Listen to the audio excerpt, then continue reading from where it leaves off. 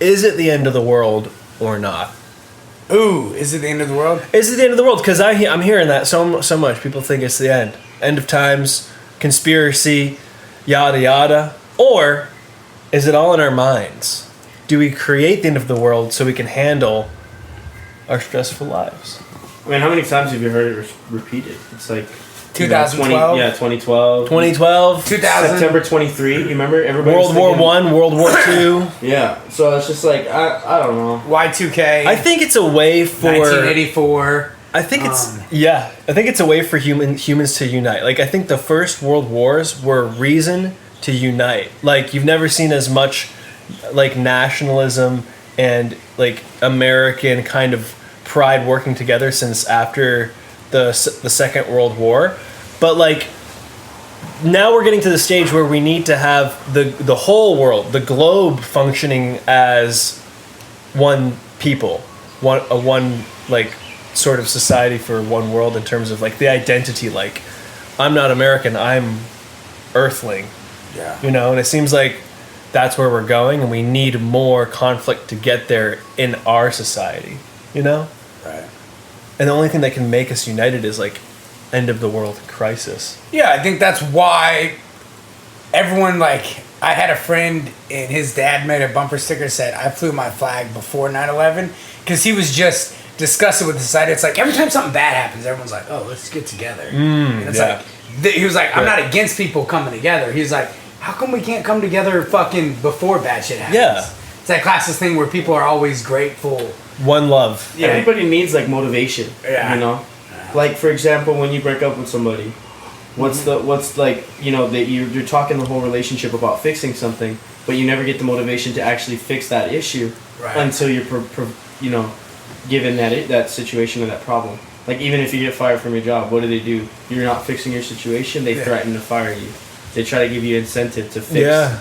To fix. So something. the end of the world is just like it's demerits at work, basically. It's true. It's like in a relationship until if it's not a breakup, it's a boundary. So someone's like, I'm not going to stand for this. Like, and then you go, oh, shit. Like, I have to change. Yeah. We have to change. And I think like change is something that's always happening and natural. And when you avoid it for so long as a global consciousness or as a people, then shit happens. War happens. Bad stuff happens because change has to happen. That's true. You know? Yeah. Because the last thing humans want is sameness. Like we would rather have chaos than sameness. Oh, yeah. You know? Love chaos. Like wouldn't we rather have like shit on fire than just like, oh yeah, we've had peace for 100 years and nothing's happened at all. I think people strive. They look for these type of arguments and stuff, or conflict. People search for conflict in every way, because conflict provides a situation that you can overcome. Right. Conflict, constraint. Yeah. These things are where creativity and like entrepreneurship is bred. That's what I think. So it's like it's adversity. Maybe we could take that and say it. It's like adversity as a whole. To even simplify it more, problems. Yeah. Just issues. There's you probably know him because you're Indian. Yeah. Deepak Chopra. Yeah. You all know each other. Yeah. But like, does he work at DirecTV too? He works. He owns the 7-Eleven. Oh, he's a 7-Eleven one. He's a spiritual like leader. He writes books and shit. But he writes in some of his books, problems are like eternal, and like once you solve a problem, you create another problem in the solution of the first problem. And in solving problems is just a constant cycle of creating new problems. Oh. And that's okay, because without problems, life isn't interesting at all. Because problems are kind of like challenges. But he also writes about how you can transcend problems by realizing that the fact that there is a problem isn't a problem. Oh, that's a problem. That the problems are the solution. It's not. Like problems and solutions are two sides of the same coin. So without problems, there is no solutions. There is just beingness. Yeah, that's that whole idea. It's like it's the duality. The duality. It's like life with like the reason that we're enjoying life, right, is because we're aware that there's a imminent death. You know. That's that dual. I like the duality. Two sides of a coin. You know, it still pays for the same thing, but it's got two sides to it. You know, it's worth the Yeah. same. It's just got two sides. Like that one fucking coin we Dude, saw today. Tails is not worth as much as heads, though. Tails is not. Oh, dude, actually, I'd rather. What color hit is Tails? color? What color's Tails? Yeah, Dude, since it's not like worth as much as head. like Yeah, a tan, it's like black. something. It's a 10? Oh, it's black. Okay. It's black because black people do it doggy style. White people. Oh, sorry, I was referring to Tails as in like Sonic the Hedgehog. Oh, Oh, I didn't. Sonic the Hedgehog. Sorry, I forgot I'm about not a freaking Sonic. nerd. No, I'm just.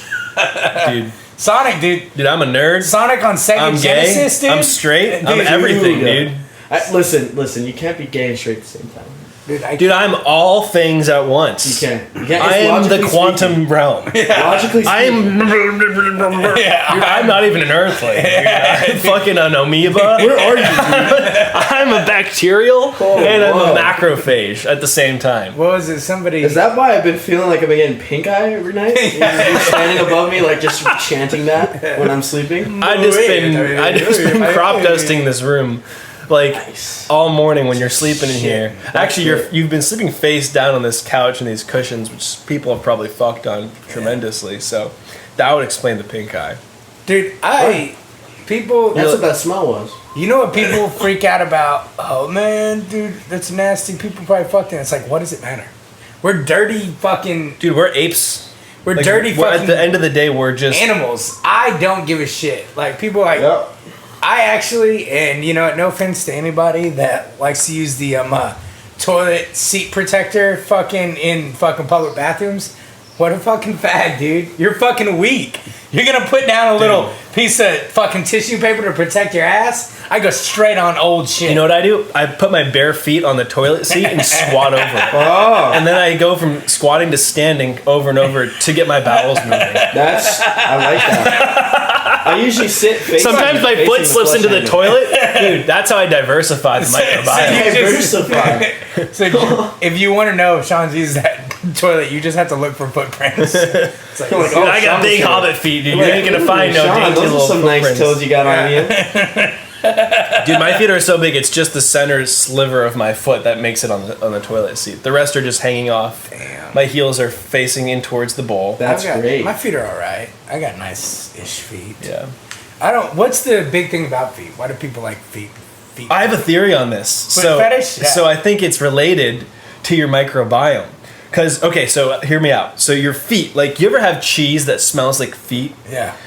How did that become a thing? I guarantee you, at one point, there was a jug of milk and someone put their foot in, and then they just let it sit and it fermented and it made cheese. And it was like the natural yeasts in your feet, fungus, that made the cheese. So now, okay, we have a history of people eating cheese. I bet you there's a connection with people who like stinky feet cheese and people who have a foot fetish. Because the microbiome, the bacteria from that cheese are connected to feet bacteria. Yeah, hell yeah. And so it's like people literally like they want to like put feet in their mouth. Yeah. Because it's like cheese. They want to. Damn, I love cheese. Dude, and you have a foot thing. I know you do. Oh, I you do. haven't told me, but I just assume. On today's episode, Tim has a foot fetish. What? I never knew. Assuming foot fetish. You just walk down the road. Foot fetish. Foot fetish. It's like old ladies, Dude, that's what I'm gonna grandmas. You have a foot fetish. They're like, ooh, how do you know? In public, I'm gonna do that. Yeah, I'm gonna start. Just That's a calling good idea. Call people out. You have a foot fetish. You don't like dicks. You like dykes. Like, You don't yeah, I like- mean, it would you like- make us all more connected as a human species.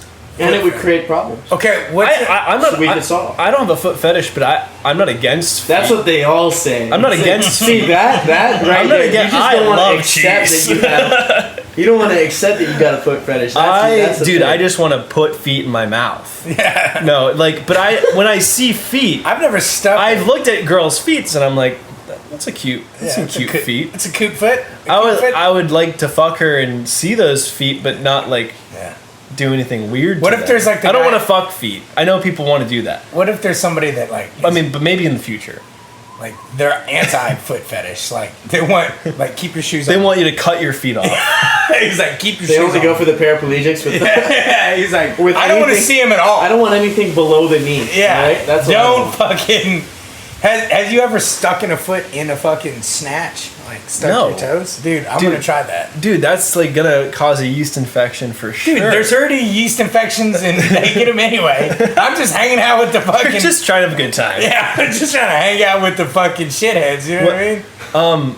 Hang out with the boys down there. Do you think there's women and girls that love men feet? Like they just want to eat them. Oh yeah. Guaranteed. Like hairy ass, just hobbit feet. I've known girls that like freak out over like Dude. all the fucking armpit hair, like smelling it, like fucking playing with it. Like girls that are just Oh, but that's because pheromones. Like yeah, that's, but that's what I'm saying. But I feel like feet would be the same thing. It's like hairy, it's like Yeah. smelly, it's like they just fucking want everything about it. it's like a Yeah. dog that eats trash. It's like the dog knows the trash is bad, but that's what makes life interesting. Yeah, it's like I'm gonna eat some fucking trash. How about eating too much clean dog food? Good lord. Yeah, you got a point. You Yeah. got a point. Dude, But I want to. I bet you Gandalf loved hobbit feet. Like that's why he hung around Frodo. He was there every He just was year. like he was just like I hope one day. Dude, I hope one day the hobbits Was will just Gandalf a pedophile? Was that what we're saying? well, the actor was gay. Oh. That what's it? so he guy's was a gay? pedophile. Whatever his name is. I can't watch that movie anymore. He's dead. He's Oh, dead now. never mind. So you're We're good. what, Actually, dude? What? I'm just That's so fucked. Yeah. I'm just It's I can't watch it if he's gay, but if he's dead if and he's gay, dead, then he's fine. A dead gay is better than a gay. Yeah. Alive. Jesus Christ, Alive. dude! What was that actor's name? Ian McFarland or no, something? Ian McAllister. or something like Dude, that. that guy was a legend. One of my favorite actors of all Where's my time. phone? I need Dude, to- your phone is. Dude, that Oh, it's recorded. one quote he says, he like something about I do not think power keeps darkness at bay. It's small acts of kindness. That keeps-" Right. Dude, it's the truth. It's the truth. I like how your search on here is India flag. How do you not have that memorized? Yeah, I was really confused. I was trying to figure out Dude, what it was. speaking that the fact that you're Indian, can you sing us some Sanskrit and some like Indian poetry? Ian McKellen. So I didn't Ian even McKellen. put you on the spot. No, it's alright. I don't think I know too many Indian. Oh shoot, dude. Dude, I could sing you some Hungarian like gypsy music. You're a better. Can you quote Gandhi? Sometimes Gandhi. Gandhi. I actually can't. Gandhi. Dude, didn't Gandhi? Dude, say I can something? quote Gandhi. What did he say? It's I like your the small acts of kindness that keep the darkness at bay. I thought he was the one screaming, "Damn, this is hot!" Gandhi was the one that said, "I like your Christ, but I don't like your Christians" or something. Oh, dude, that's like saying I like your like pita like wraps, but I don't like your loaves of bread. Yeah. What is that? No, so he was saying he was talking about how Christ was actually a great example and a great figure. And He is. And he was like, Yeah. but it's the followers. He goes, I'm not aligned with them because they are not being examples of Christ or something like that. He either said that or it's like, you're another better of world. It's like Murgas. yeah. What are the letters? I think that Dude, yeah. I think Indian people are gross. But Dude, I love Indian people. Like secretly, I love because like I do the Indian style meditation and I like am all about that culture. I've never been to India though, so I guess I only know American Indians. those are worse than Indians. Yeah. Dude, I know a chant or like a meditation. I Yeah. listen to one and they go, Om Shanti Om. What does that mean? I feel like I just got a boner. Yeah. You feel like it? Yeah. Is Not that like sure. you're not sure, but You're like, Yeah. I'm kind of Half into erection. it. like a quarter chub? Like maybe if you were a woman and you did that, I would have a full erection. I think. Yeah, in the recording, it's a woman that sings it. Oh. Yeah. Where So did do you you hear have that? an erection? Everyone? Was that from No, well, like I do, but Where was that no. Just like a Spotify playlist of Indian meditations, and I listen to the tabla music too. Damn. Every time I try to listen to some, I'm like more Indian than you are. every time I listen to some Indian dude, I'm just like, shut the fuck up. I was like, let's go back to a white dude. And someone's like, come on over here, Harriet. I'm like, all right, we're grew up in Texas. Yeah, I was like, yeah, this is much better. This is my people. Oh my gosh, we're onto something here. Hey, dude, you just need to like. You get some Indian guy and he's trying to teach you about your chakras. Like, open up the chakra. And you're like, nah, I don't need this. And you go to like some Texas guy who's like, open up that damn chakra. What are you doing? Fucking like, drink this coffee and open up that sacral chakra so you can shit. And then fucking fuck this woman so you can open up that cock chakra. Cock chakra. And then drink this fucking beer so you can open up that fucking solar plexus chakra. It's like, smoke this to open up the chest chakra. you're just standing there like a little boy from what is that one show, The Little House on the Prairie? Yes, sir. Yes, sir. Yeah. Chew this tobacco so you can open up the chew chakra, the throat chakra. So he's got Release your teeth And then chakra. cut a slit in your forehead and put acid in, open up your mind chakra. Dude, I wonder if there is like a Texan guy. Dude, a Texan spiritual. Dude, Yeah. of course there is. I wish there is. Can you be him? Yeah, we can do it. Put it on YouTube. You know what I mean? Put Dude, it on I YouTube. hate YouTube. Dude, YouTube is my favorite. Dude, YouTube sells souls. Yeah. Maybe. Dude, that hit hard. We're all just like, Yeah, everybody like kind of just zoned out. For a everyone second. was like in total agreement. I was thinking hard on that one. Like, yeah. Dude, I'm not. Like I'm they their whole system's designed to keep you on the platform for as long as possible. Yeah, and So keep you following their guidelines. They sell souls. I'm not against them selling souls. No, I mean I've sold a few. You got to get by. You got to eat. Like, That's true. One time I sold a black soul and only got $2. Shit. Sold a white soul and I got 17. And that's what the market wants. It's not my fault. Does the price increase the younger you go? Or? Yeah, the younger you go, the price Oh. goes up. Yeah. I wonder if there's any more good coffee chakra juice. Dude, you already done? Dude, holy shit. Yeah. Dude, I'm barely awake. Pardon me? Dude, you're barely awake? Yeah, I'm barely awake. You're like, I'm going to fall asleep. Do you think there was ever like... Okay, just want to say this, like, of course, slavery, terrible thing, but... I'm sorry. It was a different time, right? And we've talked about how Native Americans have had slaves, Yep. African Americans have had slaves. Do you think there was like any Africans that wanted to be slaves? Yeah. At Well, some in the point. culture, I'm pretty sure, like, Like from Africa, I like mean, yeah, I'm pretty sure, like, if you saved their life, then they pledge theirs to you. You know, because that was the culture Really? back then.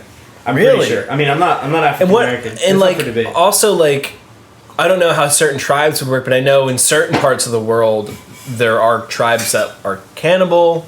They'll eat, they'll kill, and other tribes. I don't know. I mean, maybe it could have been a way to survival too. Because, like, for example, you have those cannibal tribes, and then you're like, oh, let me be your slave, because then they're like, oh, they're not gonna eat me. Like, they want the good meat. Yeah. You know what I mean? They want the game. Damn. But a lot of people, they don't like when I said last on the freaking Native Americans, man. And you can trust me. I got the braids in now. I'm really. That's all you. That's all you need to That's true. I just need a feather in this. to be trustworthy. Yeah, I just need a feather in this, and maybe a little campfire with some smoke. Send you some smoke signals. Dude, I got nothing with this necklace where you got braids over there. Holy shit. Dude. You probably been getting so much fucking poussé with those braids. No, none. I'm actually still a virgin. That's great, right? Shit. Yeah. It's alright. Oh. Yeah. So. So the end of the world. It's the end of the world is coming. People, it's always been coming. Because we talked about this, like, So what do in we the do? body, right? In the body, your body's constantly killing cells and rebirthing cells. So the end and the beginning is always happening. You could just choose if you want to be part of the end or part of the beginning. Do you want to change and be part of the new? Do you want to adapt? Or do you want to be a part of the old? Because in this time, in this day and age, we have to adapt so quickly with all the change in technology. Like, I feel out of touch sometimes with technology. Yeah. And I'm in my 20s. Like, imagine being in my 70s in the future. Like, I've got to change with the times, or else I'm going to die. Right? Yeah. Or I'm going to fall out of touch. You know? Isn't that the name of the game? Adapt. Adaptation. Adaptation. There's a good movie called Adaptation with Chris Cooper in it. It's based off the book The Orchid Thief by Susan Orlean. and it's a true story, so you guys should check it out. There's no more coffee, so I'm just drinking straight liquor instead. Nice. But I mean, I'm sure I'll be fine. So if I start slurring and talking weird and I said somebody. Just blame it on the mic. Yeah, somebody was like, dude, blame it on the boogie, as Michael Jackson would say. That's why he. Okay, I'm not gonna go into that. it's like he was touching kids because the mic was fucked up. You know, He blamed it on the boogie. You know why he shaved said his don't nose, blame. right? He shaved his nose so he could get further up those kids' assholes. I've never heard that before, but that is a logical. Yeah. That's a strategic move. Yeah, and can we get the camera to zoom give in the on- kid on- better. Do you think it's okay to still listen to his music? Yeah, absolutely. Yeah, I listen I'm a to big the, I fan. listen I'm to a the, big fan. to I the am black too. Michael Jackson music. I am too. Well, actually, Just the black one. is there real proof that he touched kids? So like there were people that come out or something? So they did a documentary a few years ago, and this is the kids that were violated. Yeah. Were diddled on. They got older. They're like our age, your age. And they talked about it. It's like an HBO documentary, and they're coming out telling their story, and it's some pretty wild stuff. Are they like But accusing him though? Are they like he should pay? He's dead. yeah, Like, right. I don't know. Like, so are they I think that there was some out of court settlements, people want money? and so then I heard Dave Chappelle, fucking amazing. No, it was a Dave. He's probably the best comedian of all time. He Oh, yeah, goes, 100%. He was like, "Do you guys watch that fucking goddamn?" He goes, "Why would you watch that? I'm not gonna watch that. That's fucking gross. Fucking grown men talking about how they got diddled when as a kid. That's fucking disgusting. I'm gonna watch it." He goes, "Then again, I'm a victim hater. You know what I mean?" And like that's his comedy. But Yeah. someone also brought up was like, "Hey, you going right there?" This guy's walking by. He's like, I'm gonna get jumped when I walk back dude, home. when he walked by, when the guy walked by, he just was act like he was looking up at to see it. But Dave Chappelle said that brought up like that was the big thing against that documentary. People were like, okay, so they already got a settlement when they're young, right? So but now they got settled when they're settlement. They got money. Their families got money. You know, when they were young already. yeah. Oh, so it already had been processed. Yeah, right. And so it's like, I see. now 20 years later, they're like, oh, let me tell you my story and like what happened. It's like just to make more money. And then people are like, so what was it that happened? Was there? Did you watch it? I watched some of it and it was fucking stupid. He was just like he was telling his story was that like when he was like 8-10 years old, he got to meet Michael Jackson, see him at a show, and like writing to him or whatever. And then he got to meet him, and then at like a concert, and then Michael Jackson was like, "Hey, like come backstage or whatever." And his parents went there, and then he was like, "Hey, I got him." And the parents were like, "Yeah, cool." So the parents stayed in the green room and took him backstage, and like all this, and then took the kid back or whatever, brought the kid on stage, this and that, and then it was like, "You can come to the next concert on the tour, and I'll put you guys up in the hotel." And it was something like the parents were on one floor or something, and he had like another room for the kid. And then it's like weird. It's like, why would the parents? But it was like he was a star. It was okay. The main thing, the kid was saying that his hero, or the adult now, was like, did these. He was like, I got to meet Michael Jackson. He was like, and I got to watch, like, Michael Jackson showed me how to fucking beat off. You know what I mean? Mm-hmm. Like, and it's like, I saw him, and like, then he wanted me to do stuff or whatever. And it's just like, he goes, you know how special you feel? Like, your hero? Like, no one else? And I was like, damn, dude, that kid is lucky. Gets to suck Michael Jackson's dick, dude? Fuck, no other kid's doing that. Is that what he said?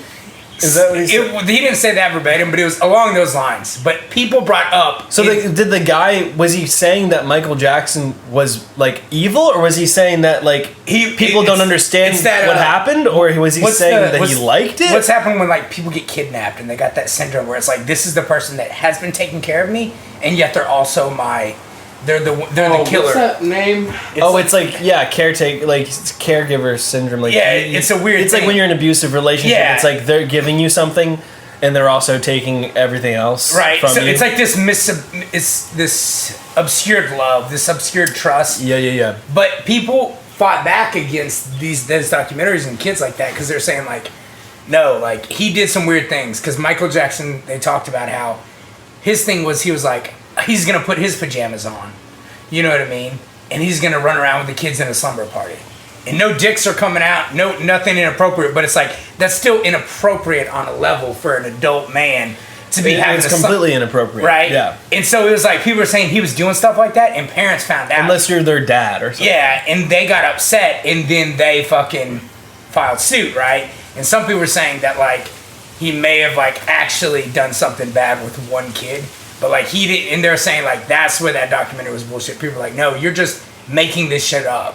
Because because he never went to prison. The only thing, if I remember correctly, it was out of suit settlements, and then maybe like one settlement in court or something. Anyways, I'm a big fan of Michael. I don't care if he's diddling kids. I don't give a fuck, dude. Well, you like his music. I love his music. Yeah. I love his fucking. I liked him more when he was white, dude. I was like, this dude knows how to sing and dance. Well, thank God we have societal norms to some degree. Oh yeah. You know. Remember everyone got mad when he held his kid Blanket? Who names their kid fucking Blanket? He named his son Blanket. Michael Jackson did. He had a son? Yeah. He had a kid? Is this kid still alive? Was it a daughter or son? I think he has two. He has more than one kid. Yeah, but he held his son, his baby. He named his kid Blanket? In France. What? Over the railing of like a fucking 5-story. Just held him over the railing. I was like, ah! Dude, I don't think he's father material at all. That man. Well, you saw, and it's. I think we just went surface area of the diddling. It's just like I don't know if it's father material. You saw him talking, dude. He felt like he felt like he never had a childhood. Like, can you imagine like his psyche, the undeveloped regions of his brain where from. How young was he? Like 8 years old, and he's a star. Like, yeah. Well, that's what fucked him up. Yeah, they said he used to get beat the fuck out of his dad and be like fucking dance better, bitch. Like, Jesus, like, you know what I mean? People say like fame totally ruins your life, or it totally like you can't live your life the way you want it to because there's all these people who want to have something to do with you, and they want to use you, control you, and all these things. To some degree. I think nowadays it's a little different because there's so, like, with the internet, there's, like, you can be, like, minorly famous, and you could be fine with that, but, like, ultra fame, like, back in the day. Yeah. The Beatles, fucking the Rolling Stones, the Doors, fucking Jimi Hendrix, fucking... And really no one should be that famous, because that's... Yeah, it's too much pussy. The worshipping false idols, that's... Oh, dude, I love that. I fucking like that. Yeah. It's that's like, true, it's like, dude, we don't need people to fucking rise to the occasion like that. Yeah, yeah. I think they always go up on stage too, and they're always like, "Oh, I feel like the world needed me." Yeah, you fucking full of yourself. You just sang goodly, okay? Yeah. We like the sound of it a little bit. Yeah, just sing for us. Yeah, just keep singing. Shut the fuck up. I feel like my energy really was needed in the world, and I'm just so happy that I'm spreading peace and love. And well, I think we're coming to a time where because everyone wants to be famous, like everyone and their uncle and kid, because of the internet, because of YouTube. Everyone wants a piece of the pie, and it seems like we're coming to a place where everyone's gonna be famous to a degree, like with TikTok. Like a random ass person could have a TikTok get millions of views, so that you're famous, and so everyone's famous. But it's not. It's no longer like if you told me you had a 1 million viewed TikTok video, I'd be like, cool, dude, whatever. Like, I don't care at all. Like, wow, we're all famous. We're all amazing. We already knew this. You know, we are all sons and daughters of God, or whatever, however you want to put it. Or we're all universe dust. We were already famous before the fame was a thing. What dude, that was insane. Holy shit. Did we get that on film? I think we did. Dude. Hey, Chris, did you get that on camera? Yeah. He said yeah. Thanks, Chris. Love you, Chris. Fuck you, Chris. Fucking hate you, dude. Some random guy just tunes in and he's like, what the hell? Dude, Chris, why'd you have to fuck my girl last night? I had to break up with her. Yeah. Chris is just a book. Chris is a book. Yeah, there's books holding the You phone. Walk in, your girl's just got a book right there. Like, Chris! Called Chris. Good Lord. Is that the gospel of books? The Gospel of Saint Chris, the long lost section of the Bible? Dude, is that the secret life of books? Books just fucking falling in snatches and stuff. just shoving themselves. Well, dude, my friend sent me a TikTok that was like, oh, you look so smart when you're reading, and then the person reading is like in their head reading what they're reading, and it's like, and then he licked my asshole, and then he fucking licked my pussy with my asshole juices, and then he fucked me hard. And it's like, there's so many books out there that chicks read that they're just like, looking smart, and they're just like fucking. Yeah, that's what they're reading. Yeah, dude. It's like, why? I don't get it. Dude, why not? Dude, if I would read that shit. I wish they wrote those kind of books for men. Yeah. Dude, and then 7 chicks blew me at the same time, and like, that's a market gap for sure. Yeah. Renegade Supreme will be releasing yes adult male fiction content books written by our in-house writer, ghostwriter Timothy Owl Davis, named after the owls. So were your parents owls? Yes, my parents were owls. You were born in a nest. They were like, I was born in a nest. And they're like, "Oh, you're Indian." Ooh. Hey, I need to get more things for the nest. Oh my god. Do you know any Indian words? Swastika is one. Okay, we're gonna stop it there. It is one. Do you agree with the term Indian reservation? Because I disagree with that. It's inaccurate. I don't care. You don't care. Like when people say, "Oh, you heard they called you an Indian," like, I don't care. I call them Indians too. Call them Redskins for all I care. Yes. Honestly, like I'm serious. Like it doesn't. I don't. Skinny Sticks and stones can break my bones, I just but don't words feel can never anything hurt against me. that. Like I mean, the Redskin football team was a cool name. Why we have to change it to Washington Commanders? That's gay. What? That happened? That's super. Yeah. Wait, the Redskins don't exist. When did that happen? Like 4 years ago. 4 years ago. Yeah. Well, I don't keep up with sports, but I remember the Redskins, and that's so dumb. Oh shit! This is a good thing to talk about. So that's so dumb. In my high school, we were called King Philip, named after the fucking Native American king that would put heads on spears after he killed them. That's badass. It's like, we were the Warriors. I'm a fan of that. Yeah. You can't like. So Redskin isn't a thing. I don't have an issue with that. Like people don't hate each other. We just want to use words. It was the cancel culture. So, for instance, what were some of the other ones that were maybe the Cleveland Indians? I don't know if that one got changed, but it was baseball, it was football, basketball, all these things. Cancel culture was going around, right? You had COVID, statues coming down, and they changed the Washington Redskins to an interim name. They called it Washington Football Team. Yeah, Washington Football Team. They're like, we're going to be the Washington Football Team, and we're going to... It's like, dude, they're losing. Do they rename it to the George Washington Command Squad? It's like they just make it like white or something. And that's what was stupid about it is... Yeah, calling it the Commanders is it makes it more racist. You're right.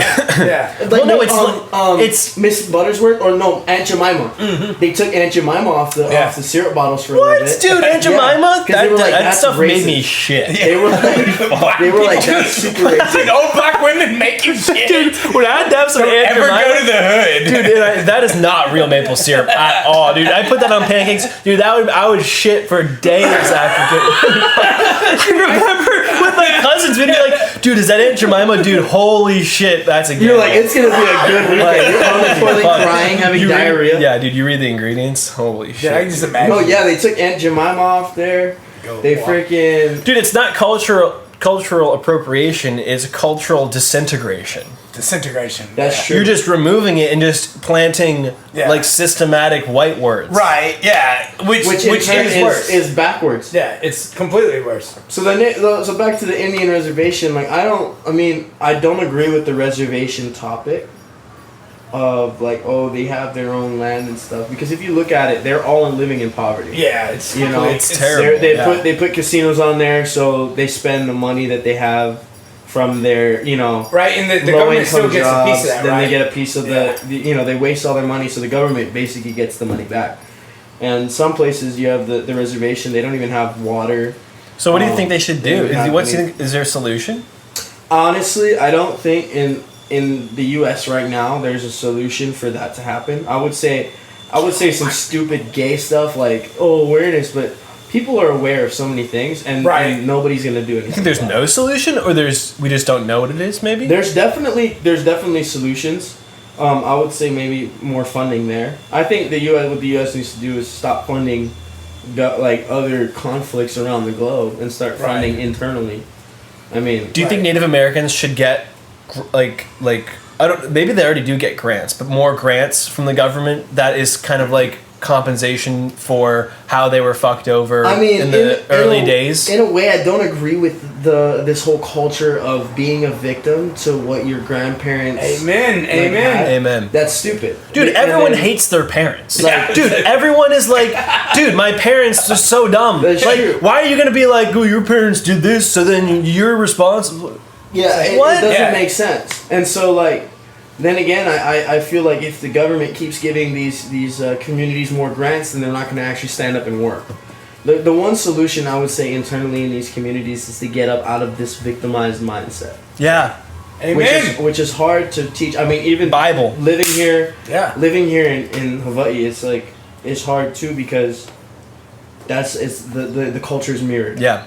So yeah, it's very similar to Native American culture. Absolutely. That's why I'm all about like the positive mindset, like books and things like that, because that's the only thing that empowers people. Like you go and you tell people, hey, like you can get out of this, and I'm not going to sit here and tell you that you're a victim and your life sucks, because that's not going to help you. At the end of the day, like even if we give you tons and tons of money, if we're reaffirming that you're a victim and you never see that you are this enlightened being that can have agency over your own life, then you're still screwed. Like maybe there should be programs to bring inspiration to those places. I think it's good too, because I mean there's so many people out there that have this mindset of, you know, they have unforgiveness, they have hurt, they have shame and pain and all of this. Yeah, okay, I understand that. I understand that you're hurting, especially in the culture here in the islands. I understand that you're hurting. The wound is still fresh here. Native Americans have been dealing with this for way longer. Like, both, you know, I'm not like tooting a horn or anything, but also the one step is to get up out of that mindset, because you put yourself in this like little slop of emotion, and it's like a tar pit, and it keeps you there. Yeah. And it's just like being depressed in any aspect of your life. Yeah. You know? What's the first thing? Okay, I need to do something to change my mindset.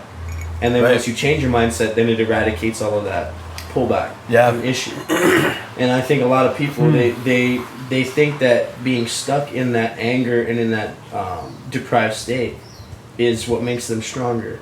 Right, and because they're like, we don't want to forget. But what they're doing is they are forgetting, because they're just focused on like bullshit. On bullshit. And then they just and I always was a fan of this idea of somebody making their life better and then getting out. And that doesn't necessarily mean leaving your community, but like going and doing something. And what you see it in Hollywood a lot of times, movies and stuff, but like some of the stuff I've read in books, it talks about like people don't want to leave because then they're leaving their community. And they're like, well, they need help too. And it's like, yes, they do, but you see, you changed your mindset, and now you have the opportunity to get better and to be better and to change your immediate life and your immediate family. And then if everyone else did the same, they could all rise. But instead, they get in that anger and that cyclical bullshit. Yeah. Well, you know what's interesting too is that mindset is just rampant in white culture. Like, it's not productive either. It is just everywhere. Like you could have as the most amount of privilege and money and all this stuff and still have that mindset, and like that comes from like your father beating you and being like, you're such a fucking failure, and and then you're just like, chip on your shoulder your whole rest of your life. Like that mindset. There is a Morgan Freeman clip on, he's being interviewed, and there's a guy that's like, Morgan Freeman's like, you can make it yourself successful and whatnot. And the guy was like, whoa, what about people who have it shitty? Like, well, why are you coming up here with this whole pull yourself by the bootstraps kind of thing? And Morgan Freeman's like, look where I came from. Look where you came from. And here we are. Yeah. And he was like, bullshit. He's like, people say, oh, I'm stuck here. Like, people say, oh, I'm stuck here, blah, blah, blah. And Morgan Freeman's like, man, the train comes every day. The bus comes every day. You know, you can get out of there. Yeah. Like, fuck yeah. And what, like, and I was talking with someone who was at like a kind of like advocate for A Klan meeting? awareness. They were like they didn't agree with that. They're like, just because Morgan Freeman's black doesn't mean he speaks for all black people. And I'm like, yeah, but what's the alternative? You want him to say like, oh, people just have it bad and we should all accept that and Right. that's how it is? Well, yeah. Who wants to hear that? Who wants to hear that shit sucks and there's nothing you can do about it? Because I think that's a fallacy. Because you It can't. is. I use the example all the time of, what's that, Hussein fucking fuckhead Bolt, whatever, lightning guy? Oh. The fucking... Usain Bolt. Yeah. Yeah. He Yeah. fucking grew up around those cleft lip fucking little motherfuckers, fucking starved to death, and he got out, and he fucking is amazing. You've got paraplegics that are fucking do scuba diving. You have fucking... there's a guy in my hometown, and he's got no arms. No fucking arms. He is a successful gospel fucking singer, and yeah. he has a fucking pretty wife. Yeah. And he's got 2-3 daughters, and he drives. He's got 3 pedals, like you're driving a standard transmission. Oh, shit. So one of them is the gas in the clutch, right? The other one is a pedal, but on the pedal there's a joystick. So he presses down and he steers the wheel with his fucking What? thing. Dude, he came out to get pizza one time and he was just like walking at this little limp because he had the credit card between his 2 fucking toes. And then I was like, oh, what's up, man? What's up, John? Named John Sheptalk. And I say his name because look him up. This dude's badass. And he just goes, oh, hey, Tim, I'm here for my pizza. Holy shit, dude. I saw a video at his badass. house. He's got fucking handicap bars everywhere to where he can fucking climb up on the fucking counters and shit and open up stuff. And the coolest thing I saw was they were eating dinner one time in a restaurant, and I was the waiter, and he had straws on the tables, and she was like, oh, where's my straw? He's like, right there. And she was about to grab it. He goes, do it like Daddy showed you. And she goes, and fucking put her straw all with her mouth. Fucking got the straw in it. Like, it's like crazy. Move Did the she drink. have hands? Yeah. So he's teaching his kids how to do things without the hands, right? Wow. And then but it's like, if one person can make it out, one person in a bad situation, then it doesn't mean everybody's gonna make better of their life or choose that route, but it means it's possible. Yeah. And if there's a possibility, I think everyone could. I just think the idea of victimhood is so enticing. Yeah. Is the biggest sin? I don't know. It's the most like addictive idea that just like. yeah, because what is it? You know what? The reason my life sucks is because I'm a victim and I have no control over it, and therefore you've just relinquished all responsibility, and you don't have to face any sort of hard to grasp facts that maybe I'm the problem. Maybe I can change stuff inside of me. You know, like. Not to say that victims are the problem, but it's a fine line because a victim is the only person that decides that they're not a victim. right. And I think that's the tough thing too, because you could look at someone who's a victim and want to see them not as a victim, but if they still think they're a victim, it's like you can't get around what they think. Right.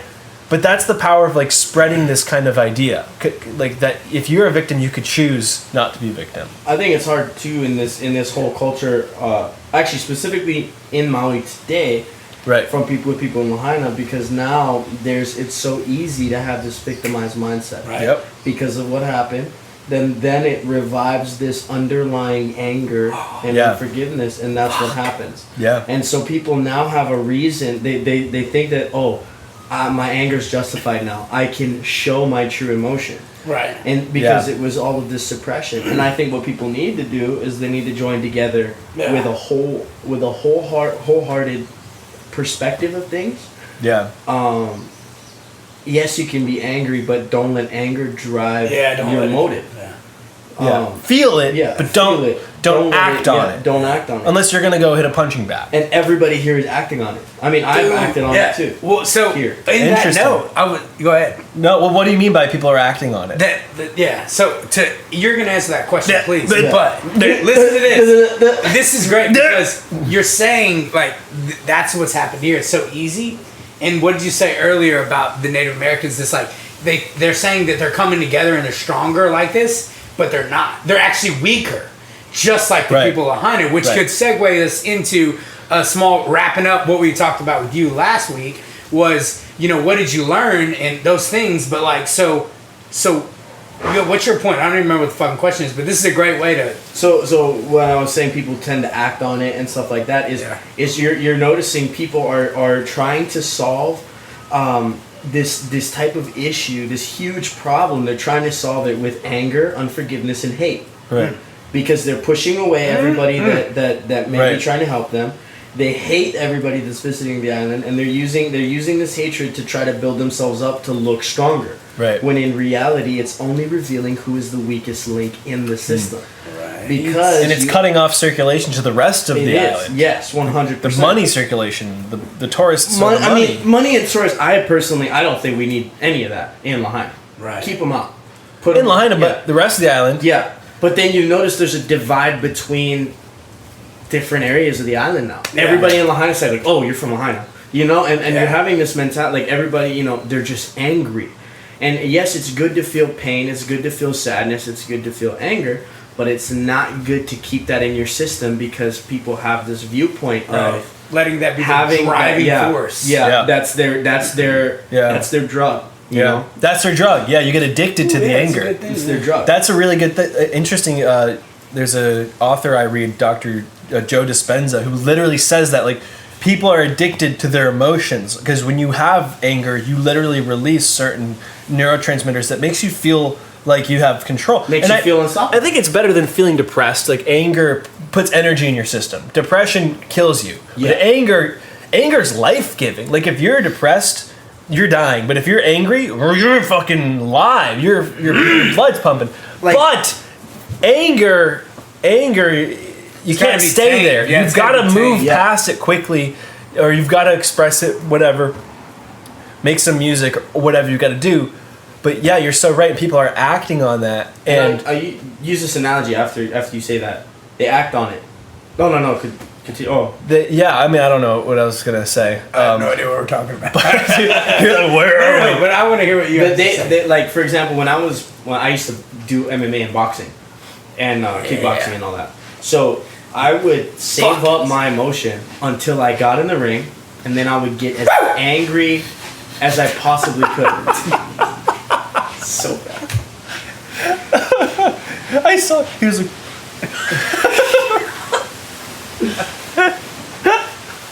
It's funny because They're probably like just hiding around the corner. just start like do your best dog bark. Just. That's your best, dude. it's a Hawaiian Chihuahua, bro. Filipino Chihuahua. Yeah, I don't know dog impressions, man. We eat all the dogs. eat What are you them. talking Eat about? dogs, yeah. What do they sound like when you eat them? I don't know. They're usually dead. Yeah, it's like pan fry. Sounds like this. Yeah. Yeah, we're not condoning or advocating eating dogs, but Dude, I'm condoning eating dogs because you know what? We eat pigs and they're smarter than dogs. So who gives a shit? You saying black people are smarter than white people?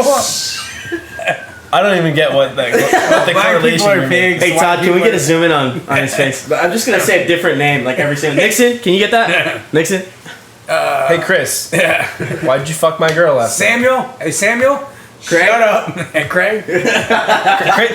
They're all books. They're all we just have a bookshelf with different names. Yeah, on it, I'm and reading that's all our the words filler off for the the day. bookshelf. Dude, But yeah, that book, The Secret Life of Tree, or whatever that What book is is, you gave. Oh, me. the Overstory? The Overstory is holding the camera right now. Hell yeah.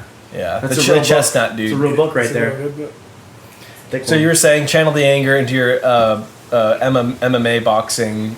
Yeah. slash Oh yeah, that's what I was talking gay shit So, where like, you touch I men. would- So I was Touch man. Where it and then I'd let it out in there, and then after I'd be fine. You'd let it out. Yeah. So I mean, like, it's good to let this type of anger out in a way. Like, okay, use it. Express But it. don't keep it there. Yeah, So many people are keeping it there, and it's ruining the community. And then now you're gonna have a greater divide. yeah. You're gonna have people like, because you even notice that now there's even a race divide between people who grew up here on the island For and sure. people who also grew up here on the island, born and raised. Yeah. But these ones are white and these ones have dark skin. Right. And you're noticing that divide is so mean right now. Like, it's major now. And it's like both people lost a house. Like, So bro, how is there a difference? we all were born and raised on this island. Yeah, how is there a we all grew up here. why now is there a divide? Dude, and what about the people like me who moved here like 3 years ago? Everyone hates me. Dude, is that why people have been giving me dirty looks? I didn't realize this was going on. I didn't realize there was racism happening. You're not wearing that in public, are you? Yeah. I don't give a shit, dude. What? If I can't wear this in public, dude, listen, I don't belong here. I need to go somewhere else. If I was in Texas and saw someone wearing that, I would be like, this motherfucker. That's in Texas. I need to go to LA then. That's where I need to go, where everyone's crazy. No, I think there's certain... Okay. I'm straight, I swear. I swear, I'm straight. It wasn't a question. Nobody even suggested that you were gay until just now. Oh my god. Dude, I like fucking badge, right? Not that it's bad to be gay. It's not a bad thing. I like badge, right? Goddamn. I think it's a terrible thing. I always say, when I wear fucking boxers, right? When I turn 80, I'm going to become bi. Because at 80, I'm going to have fucked so many chicks, I'm going to be like, it's time to mix it up. I got another 40 years. Just fucking chick's ass, bro. I'm 80, dude. It's time to change, dude. And you know what? Oh my god. 80-year-olds who are bi and gay, they are rich and they look amazing. Bi and gay is the same thing. Yeah, bi and gay is... Oh, see, you're one of those. You're so homophobic, dude. I am, dude. I am. Dude, I'm not fucking dude, gay. that's what there is on this island. There's a lot of homophobic I like fucking, youngsters on this island. I like gay fucking youngsters. No, homophobic. It means you're afraid of gays. No, I'm not afraid of them. Oh, but you're saying if you're homophobic, that's gay. That's interesting. Yeah. Yeah, listen to this. If you're homophobic, you're a fag. Yeah, don't be a fag, you bitch. Don't be a fag, you homophobe. So this is my thing about people that are homophobic. When I worked on the power plants with like these rough and tough guys, these guys are What did you do with this power plant? Is a perfect setting for a gay. Gay porn. Yeah, it is, right? All these guys, move over. We're gonna plug this in. They got felonies. These guys smoke cigarettes, fucking chain smoking. These are construction guys, engineers, and we'd be hanging out. And I would say something like, "Oh, dude, I fucking like those boots. Yeah, thanks, man. Yeah, that's a nice fucking shirt." And then they'd be like, "Dude, all right, whatever." I was like, "What the fuck is wrong with you guys? Why are you guys all so fucking scared?" Fucking, I'd getting a compliment. Yeah, right. I'd stand next to a little close. He'd be like, "Bro, JoJo, fucking go stand over there, man. Fuck, what the fuck?" Yeah. And so I started saying this. I was like, "What? You scared of a dick, bro? Are you scared of a dick, man?" I said, "I'm not scared of it." I was like, "Being scared of a dick's like being scared of a dog." And that dog will sense fear, and that somebody should bite you. I was like, "That's what's gonna happen. Fucking a dick will bite you." Dude, I was like, "You want a dick to bite you?" And they'd be like, "God damn, man, dude, chill out." Dude, and that's the analogy. It's like if you're scared of gay dudes, that dick's gonna get you. It's gonna get you, dude. You gonna get fucked. You gonna get fucking dick fucked. Oh my god, I wish I saw that in person, dude. Dude, bite you. They're like, "Holy, this guy's crazy." You went to the top of the food chain that day. They're like, "Don't mess with Tim." Holy shit, dude. Yeah. He's gonna bite your dick off. Yeah. And I've known amongst some of my friends I grew up with in Texas, they'd be like, "Oh, I know Tim Davis ain't scared of a dick." So you goddamn right, I'm not. I'm not scared of a dick. I just don't know why. Maybe it's just because I was born in this century. I just don't understand people who are afraid of gay people. Yeah. Maybe it's just because I was born into it and it's like it was normal. It's just, this is normal. Yeah. That's a normal thing, and I guess... Yeah. There was a time when it was seen as Satan. Yeah. Well, what's interesting is gay... Except for in the Greek times, because they all fucked. Yeah. Everybody. And goats, too. Hell yeah! Dude, people still fuck goats. Yeah, they do. And sheep. In Texas. Anything is possible in Texas for your wildest dreams to come true. Go to the land of Texas. Go to Texas. Go to Texas. Dixon, did you get that on the camera? Get my zoom in? Yeah. Nice. Yeah, Chris. Fucking Zimbabwe. Fucking stop fucking around. What are we talking about? We were talking about there's a divide in victim mindset. Victim mindset. So how...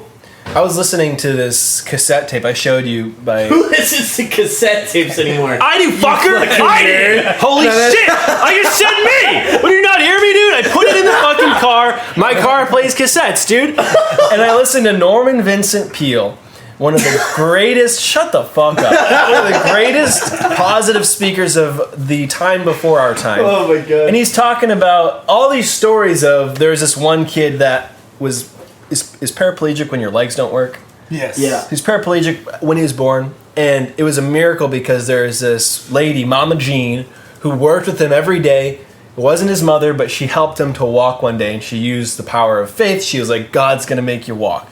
Jesus told me you're going to walk. And all these stories about positive thinking and how it's like it creates miracles, like this miraculous power of our thoughts and the ability to think in a positive way. And positive meaning it's serving us, not disserving us. Yeah. But what do you guys think about that?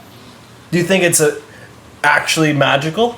Like the positive thinking, power of positive thinking? I think everybody should mind their own business. Like, Jesus, that's what I dude. think. Like, you live your life. You should stop talking. Like- I can't believe I'm recording. No, you guys. like that's what You I don't need to think. hear what I have to say. Like, I think He because runs out the door. like I'm going, guys. I think Mind your business. we're in this whole just culture of people making other people like deal with their business. Yep. It's like, I'm this, so you have to do this. Yeah, yeah. And no, just do whatever you want and let me do whatever I want. Yep. It's freedom. That's what freedom is. So we trade our vices for another vice that looks better but feels the same. That's usually what happens in America. So how do you help people who are in this victim mindset then? Without like, doesn't someone have to come in and be like, oh hey, here's an idea, the idea that you're not a victim anymore. Like, what would you say about that? Should they just mind their own business and not try? Well, I think if somebody came, like for example, somebody came from the mainland and came and told me not to feel sad because my house burnt down, and that's a victim mindset, I'd be like, all right, like listen. But maybe if you picked up a book or something, it's something that was more kind of personal. I think Or you people heard it from someone else that lived here. They need to open up that they need help. Like they need because it starts in the mind. Yeah. And so from my personal experience, I could try to help somebody, for example, with depression, all I want. But until they're ready to receive the help, every single thing that I do is not going to make a difference. When the student's ready, the teacher will appear. Yeah. Well, as one thing it's about said. victim mindset is you specifically, and that people probably learn from whenever it airs, the last podcast that we recorded, your story. Immediately, you chose not to dwell on the victim mindset in your own, and you were like, I'm going to be action oriented, and I'm going to help people. Mm-hmm. And then I've talked to you and I'm sure all your good friends were like, hey man, like, fucking, you should keep some of this for you. You're like, we won't give it away. Like, you were almost going to the extra measure to make sure that you weren't like, oh, I fucking need this because boo me. And I think that is one. I think that's good traits of a leader. But then also, like, you realize that you're resilient. You realize the things you've dealt with, which you mentioned in the last one, like, and everything that he's affirming that he's not a victim. He's not a victim. Yeah. But you also realize that, like, it's okay. Like, you were just offering some food. You're like, yeah, people brought it over. And you're like, yeah, I'll take some, but you can have some too. It's like, you're like, no, because that victim mindset will keep us where we are here. As people that are from Hawaii. It will keep Native Americans where they are. It will keep fucking blacks or whatever you call them, coloreds. I don't know. It'll keep them where they're at. It'll keep. I think they're called people these days. I don't know. They're just people, Tim. I think that's. I don't know. In Texas, we have different words for them. Okay, we're cutting that out. I just don't want you to be canceled. Like, I want you to be, like, successful in life. I have visions for this. I can't. We're bleeping that shit out, dude. I'm white, dude. Listen, I just can't.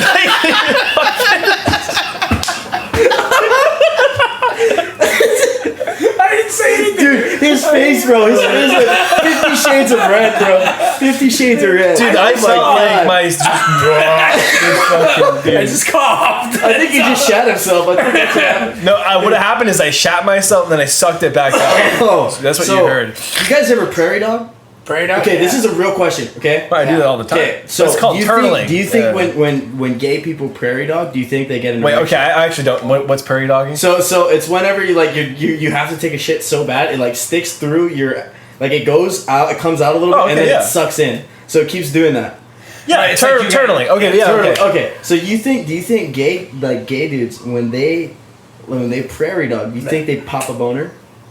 Dude, I'm sorry. This makes you so gay. I'm just asking. I'm just asking. I have the same question. I used to tell people They'd call me fucking... No? They would call me, you're fucking gay over here working hard. They'd call me gay and stuff, and I'd be like, dude, fucking, here's the deal. I think we could all be gay. I was like... There's nothing wrong. And they'd be like, no, I'm not fucking gay. I was like, you ever taken a big fucking shit? And when that fucking asshole opened and it came out, I was like, it's just it's the opening. It's the reverse. It's the reverse. I was like, and you know what? I think you'd fucking like it if some dude shoved his fucking cock. And they'd be like, it's fucking Here gay, on dude. Renegade Supreme, we are advocating gayness. We're just trying to spread the gays. Gay love. Yeah.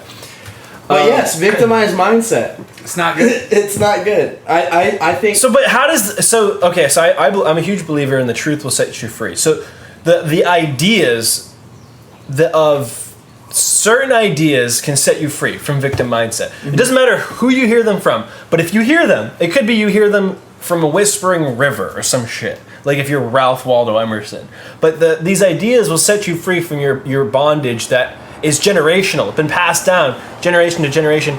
Doesn't matter where it started. It started from some war or something sometime long ago when the first aliens came to Earth and fucked everything up. I don't know. Yes.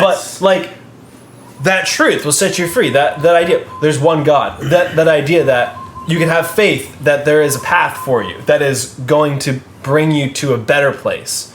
The promised land. Like these ideas, there is hope. Like how does that spread if you think people should mind their own business? Like how does that spread? Should we have preachers? Should we have people trying to spread this message? Or do you think the message will spread just fine on its own? Ooh, that's good. That's a good question. Should we write books about it? I think either way, if you have it, like I said, if I'm just going to keep repeating that, if you have a teacher and it comes in and the student isn't ready to learn, nothing's going to happen. Right. You could have all the material out, you could have all the different good messages in the world, but if people are not willing to open themselves up to that message or willing to open themselves up to that doctrine or that ideology, they're not going to change. But what about repetition and like Hitler? Like he just said the same shit over and over again until people were like, okay. Yeah, they listened maybe we to just him, need to say it more. Like maybe people would be ready if we just talked about it more. That's true. You know? I think talking about it and getting it off your chest is definitely a big thing. But then no, also, I mean like the power of not being a victim. These ideas of self-empowerment, internal locus of control, feeling like you have the agency over your own life. Like those types of things. Spreading that message. Maybe it's about repetition, and you get it into the subconscious, right? Instead of it just being, because I don't know. Like in my life, it's been so even if they're not ready, it's already out there. Like so then when they're ready, they can soak up something good. Or that it's just kind of in the air, and it because we have influence on people. Like everyone's got a certain amount of influence on everyone else, and you could choose to have a positive influence, or you could choose to just let things stay as they are. But like in my life, like I've suffered a lot. Like I've told Tim on the past podcasts with like health problems, and what helped me the most was like I guess I was ready. I was looking for answers. But I like finding certain recordings on the internet, certain books, and reading certain words, even in the Bible, church, whatever, and being guided to like these ideas of shit's not fucked, you're not a victim, and it feels like you are, but you're not, and it's kind of your decision not to be that creates it to not be so. Like you have this agency. Like, and those words were out there, someone was putting them out. I really think it's only a small part of the human population that is putting out that positive message. Yeah. And everyone else is just like, fuck shit, fuck shit. I think that's even the elite. Even if there's an elite and they're trying to manipulate the world, they're still going, fuck shit. Well, these pores are so hard to control. Oh shit. These Mexicans. That's true. There's only a small amount of people that are like, what do you call enlightened, free and sending out that message. Yeah, I think was it Machiavelli? We were like learning criminology, and I remember it was like this idea that like people are good. There's like a percentage. I believe that 100%. I believe there's a percentage, but I used to think like, dude, people are naturally good, and it's not that I disagree with that, but I used to think people were like 90% good. Like, people are trying to do good, and then they're like 10% bad, right? That'd be that original sin. I think it's the opposite. I think people are fucking mostly shitty. Really? Okay, so I'm of the camp that I believe, I think Thomas Jefferson said this, man is most... This is like the difference between the two political parties. Right. One believes that man is generally good. You give them the freedom, they'll do good. The other is man is generally bad and animalistic, and you have to control that. I'm of the belief that man is generally good under certain criteria, though. I guess. So you're saying they're the reason I think that people, I think at its core, we do have this good nature. We have this evil nature. The inner child. Right? I think that I use the percentages so that people like get a grasp on it. I think it's like we're more innate on this, and what I call evil could be a lot of different things. It could be more animalistic, like you said. It could be more savage. It could be more primitive. Right. But the fact that there's a percentage that is innately like this core of like fucking genuine, like maybe divine, I think that it's not about the percentage. It's about what you give the power to. But it's just an uphill battle to fight against that which is innately bad, right? Because if you look, people are just doing fucking shitty things. They're being pathetic. They're apathetic. They're being victims. They're the false idols. It's all this. And it's an uphill battle amongst this because life is fucking hard. That's a part of it. Life's just fucking hard. It doesn't mean it's bad. It's just that bad and evil is like a general term that encompasses the idea that life fucking sucks and is hard. But with the small percentage, it's a good example of, that's why you get rid of the victim mentality. And if you've got a little stone, a little mustard seed, you can move mountains. But you've got to harness that and garner it up and fucking do something with it. But yeah, I used to think people were fucking great, and then I'm like, now fucking people suck. But it's okay because they can be better. Like, it's not discounting the fact that you can be better, Yeah, there's always opportunity here.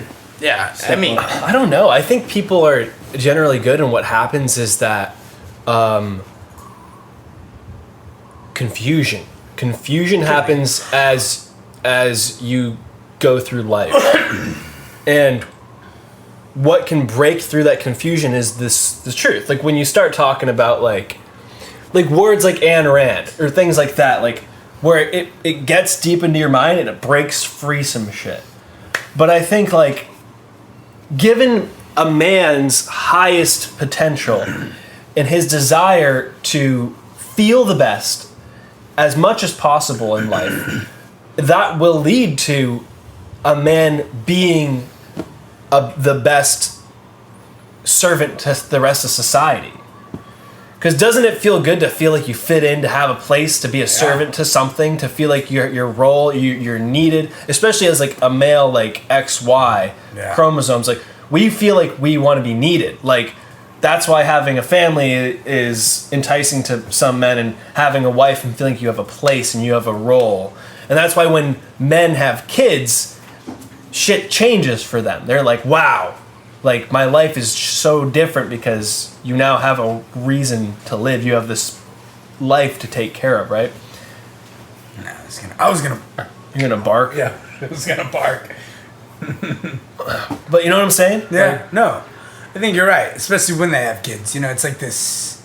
It changes the game. I just feel like there's. Well, also the funny thing is you're saying we're inherently bad, and I also kind of agree with that because like if you think about it, if we're all spirits, we're coming to Earth. We're coming to Earth to fuck shit up. Oh yeah, dude. We're not coming here to be like, let's make it perfect. Yeah. No, we're like, let's go. Let's have a ride. Like, isn't that what life is supposed to be? Like a ride, like an adventure. It's not. You're not supposed to come and build a perfect Lego tower and be like, I'm done. Yeah.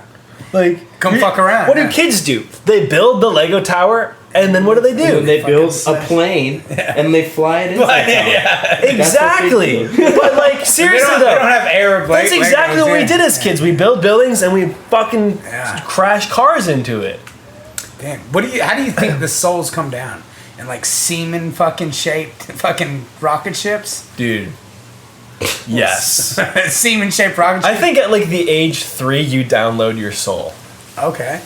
Like, you know that age when you like start realizing you have like choices that you can make. Yeah. Start disobeying. You know, I heard or somebody like teach that where they said that in human nature, it's human nature to do things that are opposite of good. Yeah. Like he taught his son, growing up, never lie, never steal, never do this and that. And he said he noticed at a certain age, it was around 3 or 4, where the son would start stealing cookies from the cookie jar, start lying that he ate all his food so he could get a cookie, start, hiding things and start disobeying. And he was like, I never taught him that. Right. I never told him what to do. And then he was like, Yeah. no, this is in the human nature, because it's like, it's That's playfulness. Like automatic to do stuff like that. we are, as kids, designed to push boundaries. So once a boundary is set, the Right. kid's job is to push that boundary, because for survival and adaptation, that like as a child's brain is so neuroplastic and so open to new ideas that they're going to take whatever structured idea the parent gives them and they're going to blast straight through that wall. I wonder, could you take a kid and do a social experiment? Oh, you guys that are having new kids out there and fucking shitting them out. Tell them to kill and all that. Yeah, they tell them, and then like at a young age, it's like, so listen, Tommy, if you want to, and you want some cookies, which you probably shouldn't have because it's going to ruin your appetite before dinner, if you want one, you can get one. But you probably shouldn't because it's not a good idea, but I'll let you get one. And if I ask you and you tell me you didn't, that's a lie. Lying, it's not bad. It's just that you're getting away with something fun and you get something. Or you could tell me the truth, and I'll tell you what, telling the truth makes me happy. But it's just up to you, whatever you want to do something. Like, change the game. I wonder if the kid would do the opposite, because the boundary sets the limits and they want to push the boundary. Yeah. And then the question is, if they then start doing the good things, then what is that which is bad? Is it the actual, is it the limit, or is it the act of it, or is there a certain thing that's bad and then it's? I think it's the effect on another human. So if you explain to your kid, you could take the cookie and lie to me, or you could take it against what I want, but it's gonna hurt my feelings, or it's like, this is gonna make me feel bad. Like, that's what a child cares about, is the connection. Like, remember when you were a kid and you saw your mom upset or your dad upset? Like, that fucking hurts you. Yeah. Like, you feel that. And I think that is what is determined as good or bad at the end of the day. Like, how you affect especially at that low humans. Cognitive abilities, right? Yeah, because you're dependent on your mom and dad. So if they're feeling negative, you're feeling negative because your survival is dependent on it. Because you're having that connect until you disconnect through. I think when they disconnect through that emotional connection, really, you can still have that emotional connection, but it's not as strong as when you hit puberty. Oh yeah. I think it's like a reset. Oh yeah. 100%. And you become like a man. You grow hair on your ass and yeah. Your dick starts standing up. That T-Whacker starts getting a little life of its own. Dude, I was getting boners. Doing a little Lewis and Clark expedition. Dude, I went to the doctor, like, my parents had me go to the doctor for, like, the talk. Mm-hmm. Like, the doctor's like, yes. Your parents sent you to the doctor? Yeah, they never talked to me, which I'm thankful for, actually. But, like, they didn't explain. The doctor was, like, telling me, like, you're going to start getting boners. And I'm like, dude, I've been having these things for, like years. Like, this has been a long time. I've been having these. Little do you know, Dr. Jack. I didn't know boners happened, like, during, like, it starts happening at a certain point. I was like, as long as I could remember as a kid, I was having boners. Yeah. I don't know if that's oh, there you go. I remember 8, 9, 10 years old having them. I'm pretty sure I remember, like, 5 or some shit. All right. Well, that makes sense, too. You still get them at that age. Fucking, I knew a 5-6-year-old kid that he'd wake up in the morning and he'd have morning wood. And yes, I'm going and looking at little kids when they're waking up in the morning. That's great. That's exactly what Believe it or not, Tim was a kid. Yeah. And we were all kids. I think Tim had a mustache like before every other kid in his school. I did. Tim was born with a mustache. He was 6 years old and he was like just telling the teacher off like in school. Truth is, when I was 12 or 13 is when I was told to shave in school. 12 and 13. You want some Kratom? Yeah, buddy. Dude, we're gonna have to get something right after this. I know. I gotta throw my clothes in the dryer. All right. I'm gonna read a section of this book to get us out of the victim mode, since that's the topic. This will be the end of the podcast. I thought we were talking about black people. I have no idea. Okay. Okay. So, The Use of Will, Chapter 6. I have never read this. What's This the book is called? Wallace D. Wattles. You gotta trust a man called Mr. Wattles. I don't trust Mr. Fauci. This book is called The Science of Success, so it's gotta be obviously true. Dude, fuck Fauci. In the practice of the science of being well, the will is not used to compel yourself to go when you are not really able to go, or to do things when you are not physically strong enough to do them. You do not direct your will upon your physical body, or try to compel the proper performance of internal function by willpower. You direct the will upon the mind and use it in determining what you shall believe, what you shall think, and what you shall give your attention to. Fuck yeah. That's good. So it's kind of saying, like, when you're a victim, you want to just, like, use your hands and, like, fix shit. But that kind of just puts you more into a rut sometimes. Like, you want to fight. You want to use your anger and take action from it. But what this is saying is, like, you use your will to control your mind. You use your will to control your attention and what your thoughts are. And then from there, you can get a better hold of the And situation. from there, your actions change. Yeah. Because your actions are a result of what you think habitually. Yeah. Because I just thought of, like, I mean, there's even a Bible story. Like, you remember when that that lame man was sitting by the pool in the middle of Jerusalem, and the angels would come down to this pool and they would stir up the water, and every time the water would get stirred up, whoever got to the pool first, they got healed. So Jesus was walking by the pool and he sees this lame man who was there for years. He was there for about, like, decades. And he talks to the man and he's like, you know, what do you want to be? You know, basically ask him, what does he want? Yeah. And then he tells him, you know, he's in this victim mindset of, oh, every single time the pool gets stirred up, somebody else gets there first. And he was, like, just stuck in that mindset where he didn't even realize that literally the only person on that planet at that time who could deliver him from that paralyzing, I don't know, paralyzm? Paralyzation. I know what you're saying. Yeah, you know what I mean? He was autistic. Yeah, he was, like me. He's Down syndrome. And side note, you know what the perks of dating an autistic girl are? Wait, I feel like I heard They this. love to be fucked. She's down for whatever. She's always down to do the anything. Down syndrome. Get it?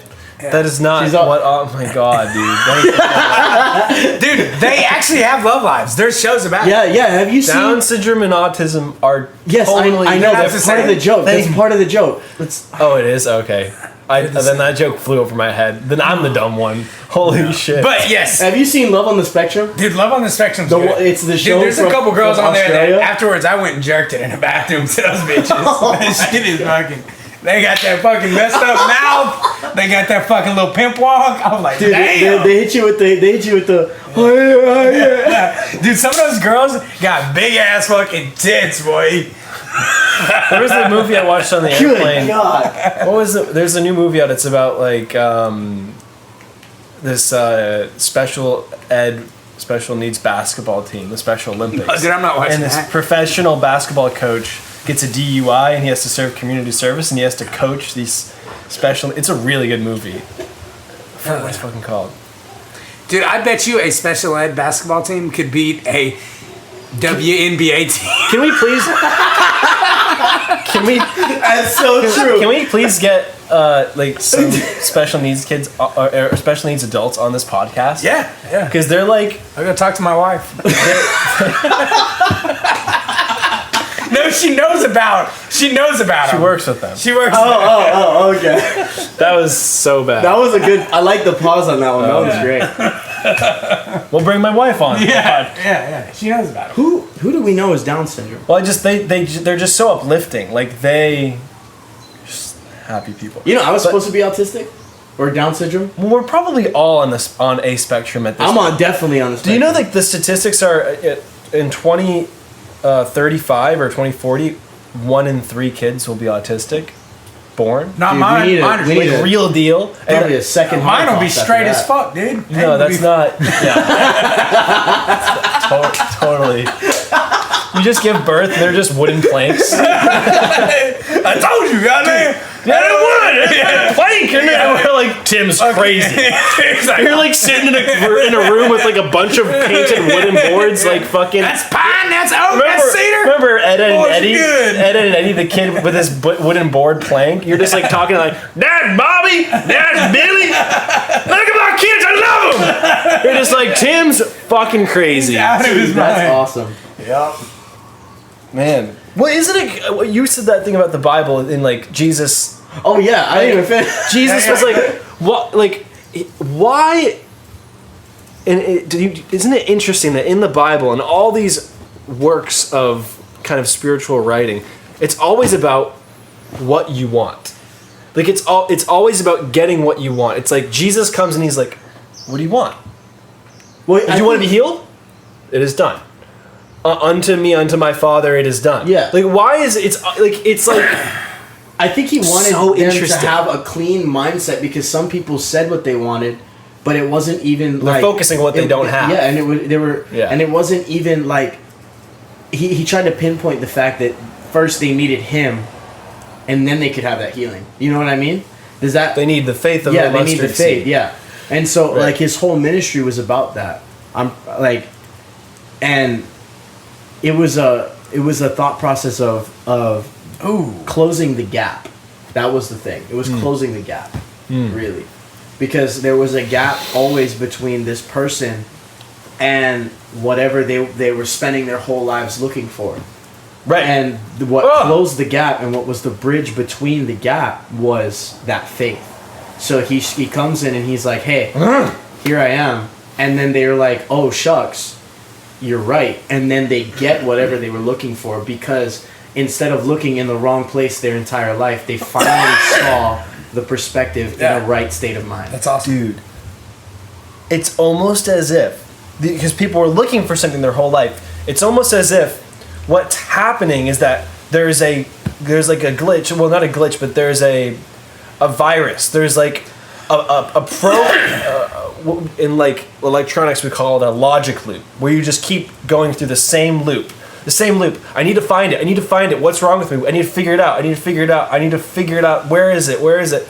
And Jesus comes and it's like, here I am. Yeah. Not because that was what was missing the whole time, but he's saying, what Jesus knows is that there was nothing missing ever in the first place. Oh, yeah. And Jesus is bringing this truth to them. It's a mental You were process, looking yeah. for something that was never there because there was never anything missing. You just thought there was something missing. Right. Yeah. And I've been here the whole Whoa, time. dude, that's like this. That's just crazy, so right? cool. Dude, I've been here Yeah. the whole time. Yeah. I've been here the whole time. I am in your midst. I'm in Yeah. your middle. Yeah. That's always been And here. they always had this thought process of oh he's up there. But when he finally showed up, nobody like they were still looking. They were still looking. That's the whole victim thing too. It's like, And it was a what do victim we need. mindset. We need something. We're gonna need help from the community. We're gonna need. We're getting persecuted Yeah, by the yeah, Romans. We're right. getting persecuted by Herod. You We're guys getting- got the power. It's right there. It's Yeah, already yeah, right yeah. there. That's the thing with like what happened with Lahaina. It wasn't like we need the government to come in. Day 1, day 2, fires. Boom, community was there. We didn't need anybody.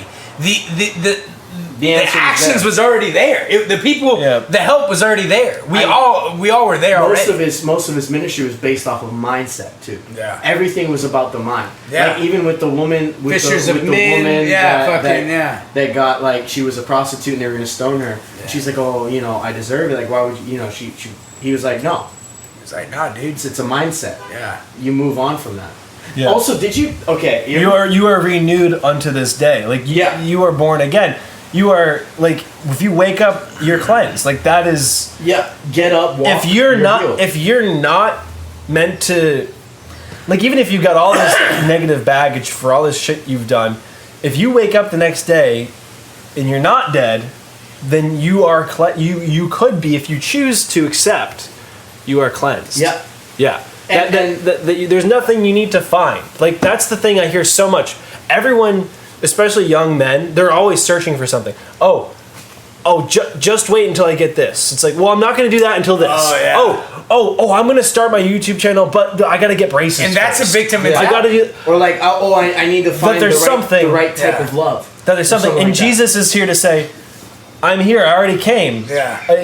Let me die on the cross just so you can get the picture. Yeah. Like, I am trying to show you shit, dude, I like that. But he didn't need to die on the cross. I was gonna say it so people could be like, it was a symbolic, it was a gesture. Yeah, it was a I mean, it was a picture. That's amazing. he's like, I died on the cross, so you didn't have to. I died for Don't your. you get it? I'm here. Here, let me show you. 'Cause I'm people- here. everyone's like- afterwards. yeah. Let me show you again. Fuck it, I'm here. Everyone's like, oh, I sinned. I made mistakes. Now my life's fucked. It's like you make one mistake and you hold it for the rest of your life. And Jesus goes, I'm gonna die on the cross. Okay, now can you just please forgive yourself for that? Yeah. And the thing about his ministry is, his whole ministry was based off of young people. Yeah. He was, okay, think about it this way. He was running a youth group. It was him, he was an adult. That's right, yeah. And Peter was an adult. And everybody else in that group were all kids. Yeah. Because Young there men was a story especially, yeah. where Peter comes up to Jesus and he's freaking out. He's like, dude, we got to pay the temple tax. There's tax. We have to pay it. Yeah. And Jesus is like, go fishing. You're going to catch a fish and there's going to be a coin in the fish mouth. That'll be enough for mine and your tax. They were the only ones that paid taxes in that group. Everybody else in that group, what were they doing? They were all outcasts. They were fishing with their parents when they should have been in school. So they were all around those teenager ages. And that's why he said, cast down your nets and be fishers of men. So we're going to now teach you at a young age. And so he had a because you can't teach. It's hard to teach an old dog new tricks. Oh shit! And that's why that childlike attitude is. That's why. Why do you think they got so offended when he was like, "You need to have faith like a kid"? Yeah. Why do you think they were arguing over who could sit next to him in heaven? Right. And why do you think it was so easy for Judas to get his swayed in his, because he was a kid? He got Dude, I've never talked about this before. And then like, why do you think they lived so long? Yeah. Like, they're like, because people are like, these disciples were old as hell. No, they lived so long because when Jesus was there, he got them when they were young. That's why Peter was the only one with a sword. Because everybody else is a kid. Dude, this is cool. Yeah, it's so crazy. Here I am. I am what you were looking for. That's just so crazy. Like that. It's like a computer program that's frozen. Yeah. Because it's going through this logic loop of actions in its brain that's trying to figure out what to do, and like. That's what's going on in so many of man's mind. Yeah. Of like, and that's what victim mindset is. It's like, oh, it's his fault. Or it's his fault. Oh, it's her fault. Oh, it's my fault. Or it's my fault. You know? Or it's like, and what is it really? It's permission to live your life. It's just permission to have fun. It's permission to just let go and enjoy. That's what it is. Push away responsibility. That's what it is at the end of the day. It's like, I'm what you were looking for. Now you can go and do whatever you wanted to do. Like, go have fun. I don't know. But he's the bridge that connects the gap between who we are and who we should be. And also, it eradicates the path of looking in the wrong area and looking in the wrong places. Right. Putting it. I need this. I need this drug. I need that treatment. I need to go. I need those titties. Well, that.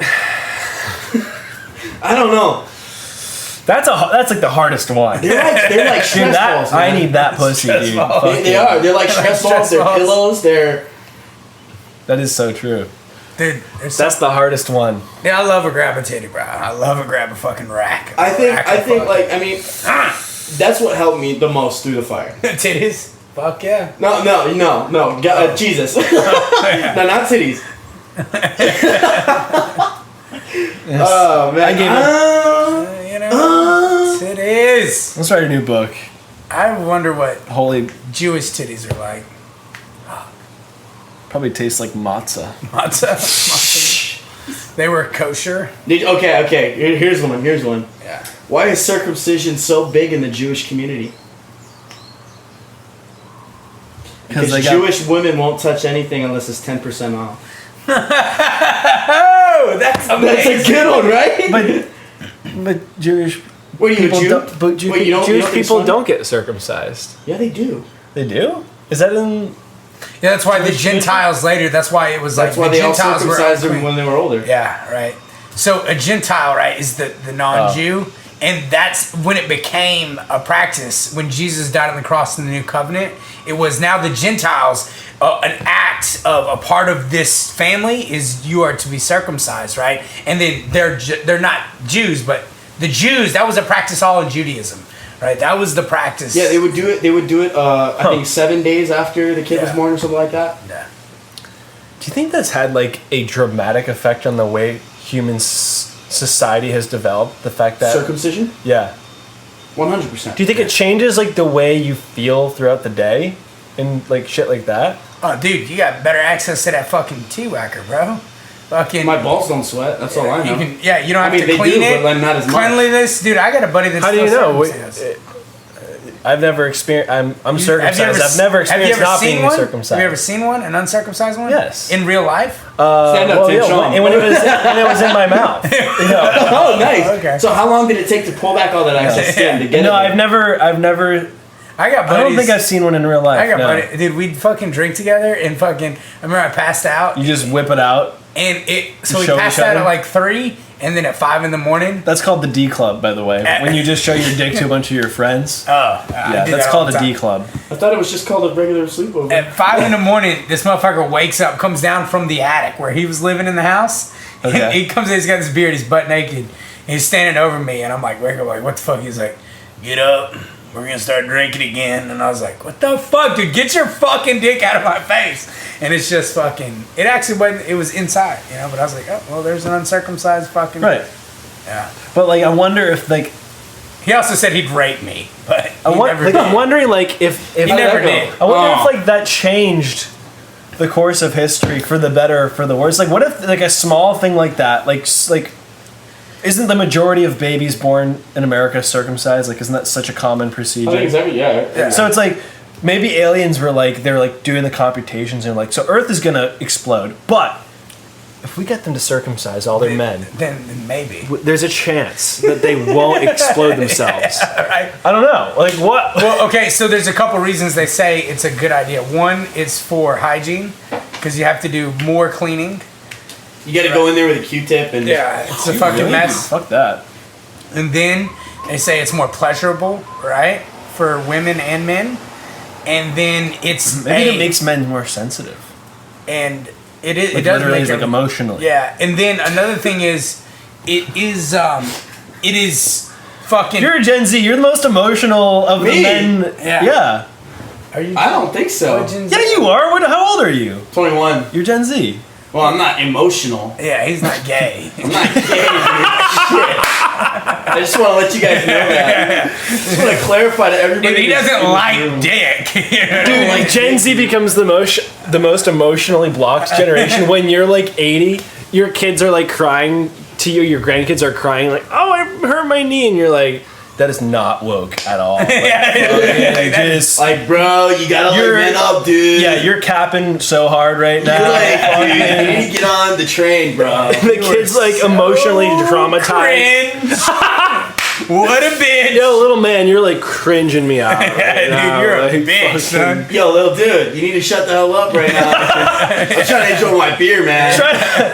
I'm trying to get my woke on, and you're just. I'm just like, I'm there, babe, Dude, come get your kids, babe, come get your grandkids. I'm totally blanking out. What are the Gen Z phrases nowadays? Grandson, dude? you are so lie, you fucking fag. Fag, gay, Capper. Yeah. cap. I don't Cringe, I so don't even talk lie. like that. I turn off my pigeon. Riz, to do this podcast. You Riz. talk. What's in between boomer and millennial? Yeah. You talk like that. You talk like you're in your mid 30s. That's millennial now. Fuck, dude. Yeah, Holy I'm shit. considered a millennial. I was born in '88, but I'm so. That's Dude, what are you? nuts. 100? 88, dude. Holy fuck, dude! Dude, wasn't Hitler alive back then? You start like speaking like your mustache turns white immediately, and you're like, "The only dark times ahead of us, but we can find the light if we look." Jeez. You just turn into fucking I don't Gandalf. talk like a Gen Z, because I talk pigeon, but I turned it off for the podcast. Yeah, dude, no, He knows keep it I talk off of the pigeon. podcast. Don't be not you. It's just hard. I feel like you're not gonna understand me. Yeah. No, I'm just joking. Well, I won't, but that's funny, dude. It's like I don't know, because I No, I learned can too, understand pigeon for the most part. Now, I can't speak it, but I can get a grasp of that was hilarious. I can get a grasp of like when someone's trying to say that they want to kill me versus oh, bro, you look dying. yeah. You're like, Oh shit. My first lesson in pigeon was with Pate at the zip lines. It was like after work, and everyone was passing around a joint, and he like goes, "Oh, Sean, you like smoke?" And I'm like sometimes, I don't know, like I don't like smoke often. And he's like, "Oh, bro, you like smoke?" And he was like trying to say like, "Do you want to take a rip off my joint?" And I was just like not getting it. And I'm just like, I don't know. I don't like not normally. Sometimes, like, and he got he's like, "Oh, this fucker, you like," and Ryland was like, "Pate, Sean doesn't understand your pigeon talk. He doesn't understand. He doesn't understand your bird language." And then I learned it's like just a difference in the verbiage. You talk like Yoda. That's it. You talk like Yoda.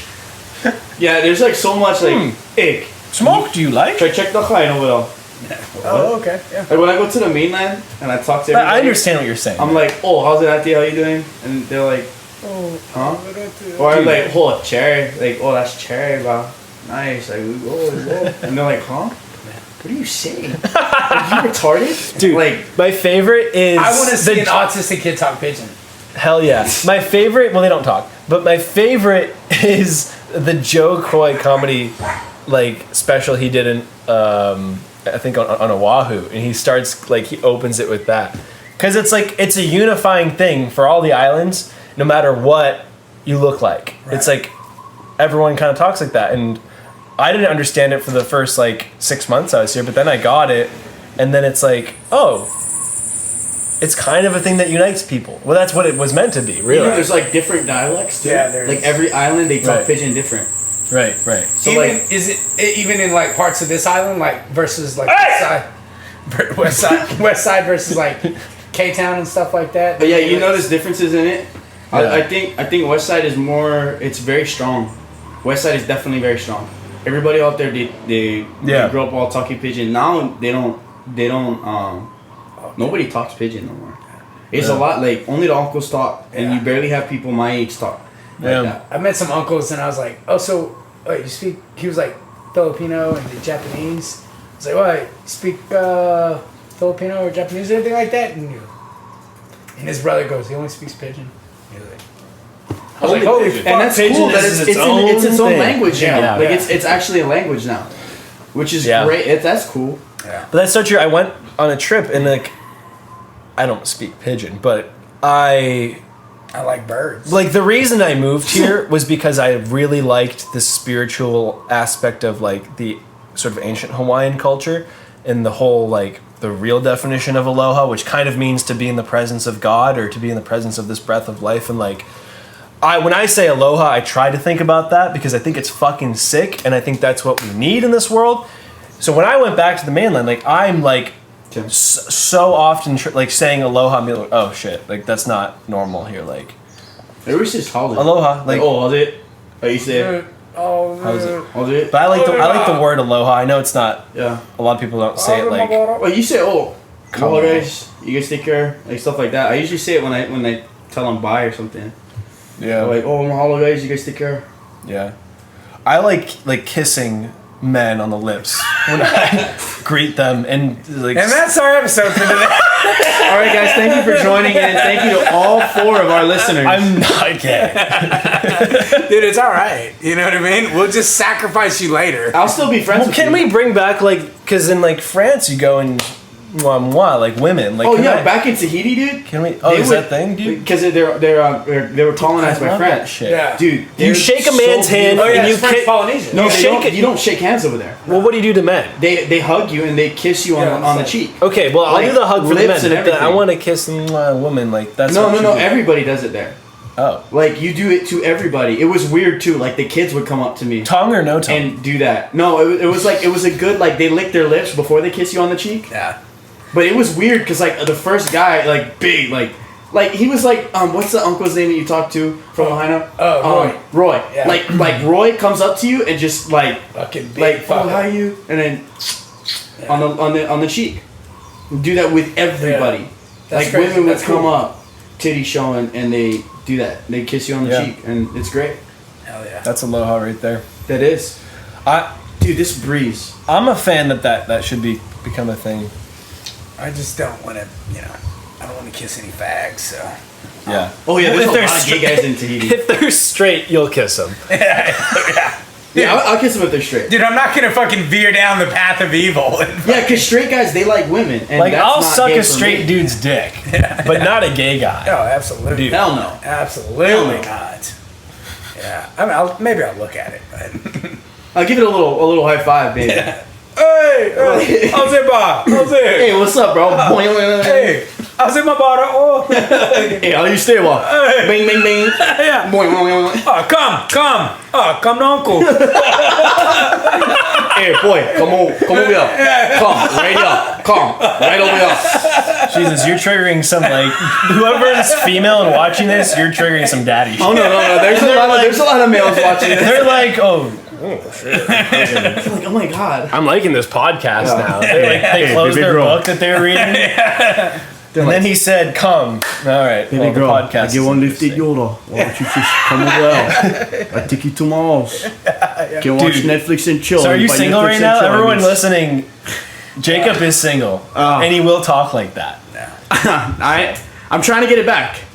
Dude, You do that's- have to be Christian. That's why. Do you I want to get it back. That's why. You do? Okay. I do. He's not single. I'm not single. He has his heart set. That's why a lot of local. I respect that. That's dude. why a lot of local brothers, they don't like to go out or like fuck with like local kind of girls because their pussies talk pigeon. Like you fucking take them fucking panties off, and that's like. Hey, bro, what you still doing over there? What you still doing? You fuck. Put your pants back on. Like, whoa, that thing will bite your dick off. Well, I didn't know that. I have to experience this. I've never been with. Okay, listen, if you're with a Local local chick, you're gonna get punched in the arm a lot, Yeah. and you're gonna get slapped a lot. Yeah. I 100% promise you. Dude, I love that. It's rough, Yeah. very rough Yeah. in every aspect, and it's the best. That's the best. But to all the listeners out there, I am single, but I'm not Yeah. looking. I'm not I don't want none of you. I don't want any of Dude, you. that's a power play. I don't want any of you hoes. right. I want a real woman, and the real woman that I want is the one I'm gonna get back. Did you get that? Did you zoom in on it? Nixon, you zoomed in on it? Nice. Jacob. Because I'm a real man, and I need a real woman. I don't need no freaking Gen Z, Yeah, I don't want female, Fucking, little fucking... No, I'm worried about my feelings. yeah, Shut up. fuck feelings. You know. Fuck You were gonna ask a question? feelings. What was that? Nice. Nice. How long have we been running for? Are we Yeah. Let's stop it. We're gonna end it on there. All right. Renegade Supreme? 3, 2, 1. Everyone say an ending line at the same time. All right. 3, 2, 1. I'm not I scared hate of hoes. Turn up there. Subscriber. We should do like a little renegade, and then supreme like that. All right. 3, 2, 1. Supreme like that. Oh, hey, we made an Instagram to follow. Check so it's us at out. Renegade Supreme Podcast. Yeah. Go follow that. Check us out. Follow that. There's a picture of red panties on the story right now.